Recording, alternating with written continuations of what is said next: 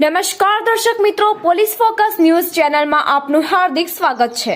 હવે એક નજર આજના મુખ્ય સમાચાર પર। ગુજરાત રાજ્યના મકાન અને અન્ય બાંધકામ શ્રમિકો માટે શ્રમ કૌશલ્ય વિકાસ અને રોજગાર વિભાગ દ્વારા શ્રમિક અન્નપૂર્ણા યોજના અંતર્ગત બાંધકામ શ્રમિકો સુધી યોજનાનો લાભ પહોંચાડવા માટે આજરોજ નવા 12 ભોજન કેન્દ્રોનો લોકાર્પણ કાર્યક્રમ રાખવામાં આવ્યો હતો, જેમાં દાહોદ જિલ્લાના દેવગઢ બારિયા ખાતે પંચાયત અને કૃષિ મંત્રી શ્રી બચુભાઈ ખાબડના વરદ હસ્તે એક બત્તી ચોક ખાતે ભોજન કેન્દ્રનું લોકાર્પણ કરવામાં આવ્યું છે।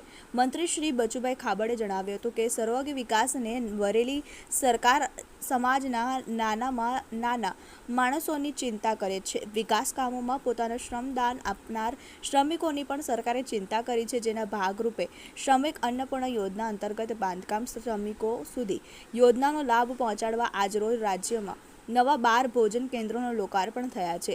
આ કાર્યક્રમમાં જિલ્લા પંચાયતના ઉપપ્રમુખ સુશ્રી અરવિંદાબેન સહિત દેવગઢ બારિયા શહેર અને તાલુકા પદાધિકારીશ્રીઓ અને અધિકારીશ્રીઓ તેમજ શ્રમિકો હાજર રહ્યા હતા।